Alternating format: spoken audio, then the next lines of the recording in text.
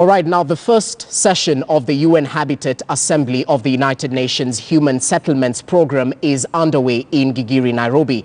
Urban Solutions Expo, which is expected to promote innovative and sustainable solutions for the challenges facing cities and communities, will take place in support of the theme.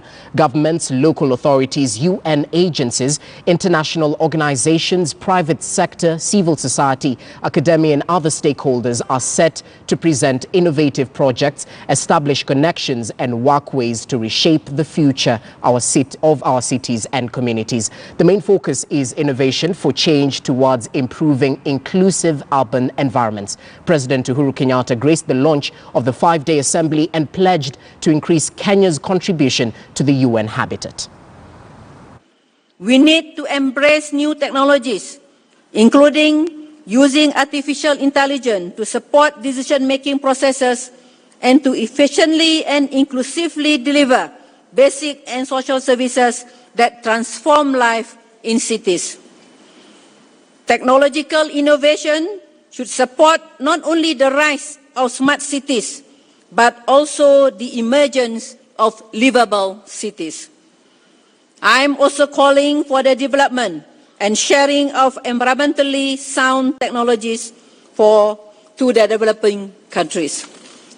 Third, the world needs a resourceful and impact-driven UN habitat. While urbanization is moving the global economy forward, rising inequality and exclusion within cities can derail development progress. Despite wide recognition and commitment, building inclusive cities remains a challenge.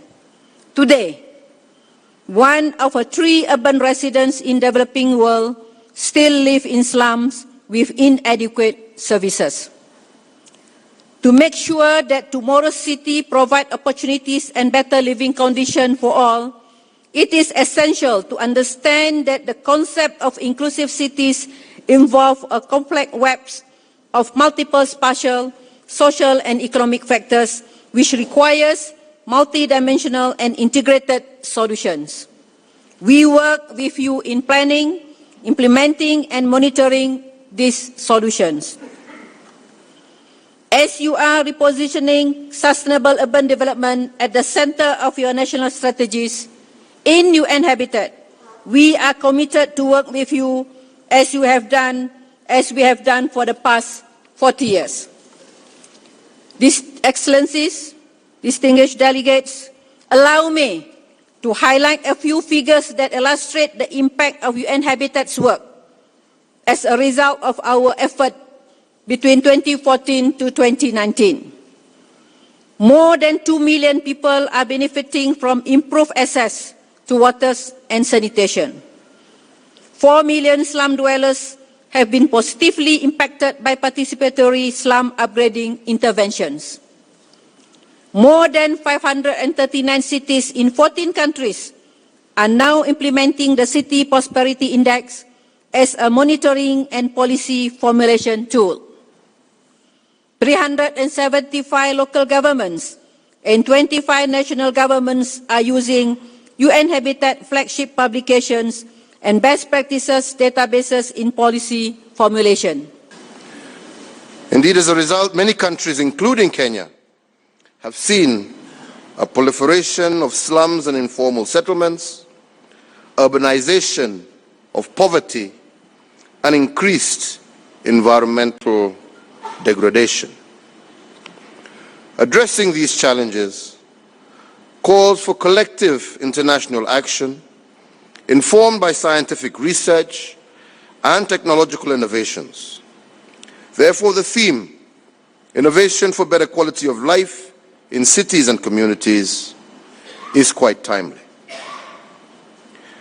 I am aware that you will be considering and reviewing the strategic plan, activities, work program, and budget, as well as setting policy of UN Habitat during this first assembly.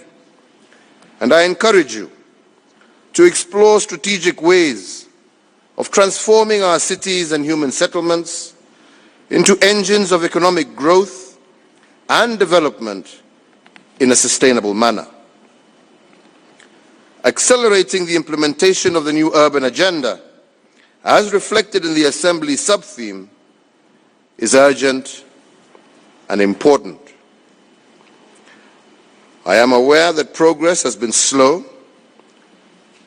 largely in part because of financial and institutional constraints at UN Habitat, but also due to Member States' inefficient capacity to interpret, implement, and report on progress on urban agenda. To this end, I would wish to call upon the Executive Director, in collaboration with established subsidiary organs, through the new governance structure, to ensure that UN Habitat's organizational capacity and resource base is strengthened to enable it to take up its role as a center of excellence and a global leader in the field of urbanization and human settlements development. This will also enable UN Habitat to effectively deliver on the double mandate entrusted to it as a designated focal point for sustainable urbanization and human settlements. I also call on all of us as stakeholders to support the work of UN Habitat. I call upon the UN Secretary General to consider increasing UN Habitat's regular budget allocation, but also urge Member States to increase and honor their voluntary contributions to the UN Habitat Human Settlements Foundation, while at the same time encouraging those in a position to do so to consider increasing non-earmarked funds to be part of the core budget of UN Habitat.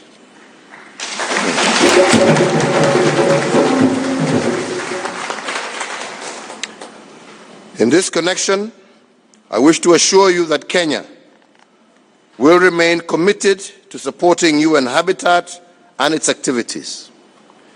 As host to UN Habitat, Kenya has supported the preparations of this meeting in cash and kind, and we shall continue to provide assistance.